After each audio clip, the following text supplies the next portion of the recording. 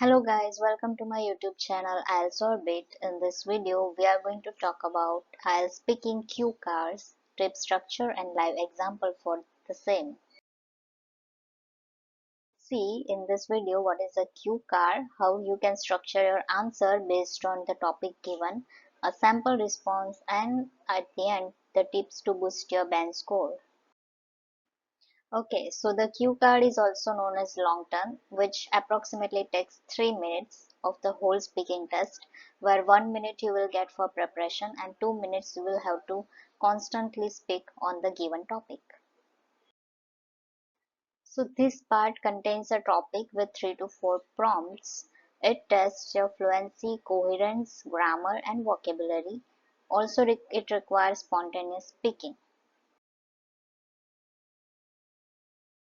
One sample cue card. Your topic is describe a place you recently visited. You have 4 prompts which are where it is, why you went there, what you did, and how you felt about it. So let's see how you can structure your answer. Follow this simple structure for a great response. I suggest you prepare 3 parts in your preparation time, that is introduction, main body and conclusion. In introduction, you will briefly introduce the topic. If the topic is about traveling or it is about sports, then you will tell 2 to 3 lines about that topic.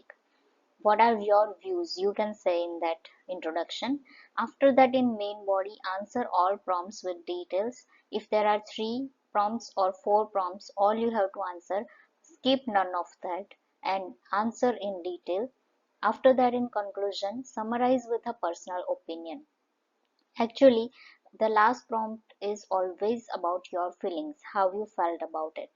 So you can say what you liked or what you disliked, how you felt during that particular experience, or based on that, what you are going to do, what is your plan, or you can, add up some past emotions or feelings attached with that kind of personal experience. So that's how you can finish your talk. Here is your sample answer. Let's go through it. We'll apply this structure to our sample cue card, which was where you visited recently. So first of all, you will answer to that. The main point, you will say, I recently visited Diu, a beautiful hill station in India. Okay, wherever you went, you can describe in 2 or 3 lines. After that, the question was why you went there. So you have to provide with a reason. So here I am saying I went there to relax after a hectic work schedule. Okay, it's a valid reason. Number one, you have to talk logically. Number one thing to keep in your mind is always talk logical about anything you are talking there. So here is our reason. After that, what you did there. So we explored beaches, did water sports and enjoyed local food. So whatever you did, wherever you went, you have to explain here in detail with the feelings you can add here inside while you are telling that particular experience. After that, at the final, how you felt, so you can say overall it was an unforgettable experience. Or instead of that, if you didn't felt like you liked it, you can say it was a horrible experience. Or if it is was out of your expectation, you can say it was a terrific experience. So these many words you can learn and apply here. So the vocabulary points will also get increased. So let's talk about the main part, that is preparation. In the cue card, which is the heart of the speaking test, and it has been allocated the most points for the speaking test. So the preparation time which you get for 1 minute is the most important while practicing and even in the real exam. So first of all, the point to remember is cover all points, which is mandatory. You can't skip any of the prompts, otherwise your marks or points will get deducted. Then in the preparation time, you have to write down only keywords in 1 minute, that too strategically. For example, in our topic which we said about Diu, so you will write where you visited Diu. It is an ecstatic, naturalistic place. So you will just write those keywords. not the whole sentences. And while you are speaking in the time minute 2 minute time frame, then you can revise your notes, refer your notes, and sequence wise turn of events you have to say. You can It does not matter which prompt you answer first, whether it is how you felt or where you went, what you did, whatever you can say.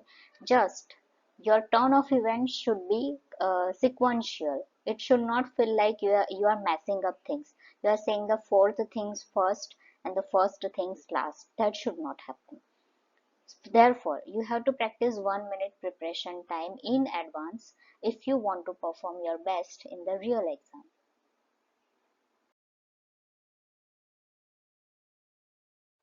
Okay, let's move on to 5 tips for a high band score. So first of all, avoid memorized answers and be natural. If you are speaking memorized answer, the examiner is going to find out in an instant because they are that much experienced. So be natural on any given topic. Second, use a variety of vocabulary. Replace simple words with advanced ones. And here I am not saying you have to use it even if you are not if you are unsure about that. If you are 100% sure that the word you are speaking is correct and precisely wherever it is fitting in you are speaking, it fits perfectly, then only you have to speak that one. And to learn advanced ones, you can use a dictionary, or you can use internet to search for topic wise words, and there you will find a lot of words related to any topic you choose. Okay, then the third one, speak fluently and clearly. Your flow should be consistent, and your pronunciation and your vocals should be clear so that examiner cannot misunderstand and deduct your marks. Therefore it should be clear and fluent. You have to reduce fillers like and which we have discussed earlier. Fourth point is expand your answers, add details and personal feelings, because when you add details, your answer will be up to 2 minutes. Otherwise, if you just answer to prompts in 1 or 2 lines, then you will be done before half a minute. So how can you justify your 2 minutes? So to justify your 2 minutes time, you have to add details and personal feelings. The last thing is practice with a timer. Get comfortable speaking for 2 minutes. So before the real test, while you are practicing, do this. This is very important, because when we are speaking other than our mother tongue, we tend to get tired very easily. And when we are going for a test, it feels like it's not 2 minutes, it's 20 minutes. So for that you have to prepare in advance, well advance, and that's why you need to practice with a timer. So whenever you practice, take a timer and set time of 2 minutes or 1 minute. In the starting, you can speak for half a minute, then gradually increase it to 1 minute, 1 and 30 minutes, then 2 minutes.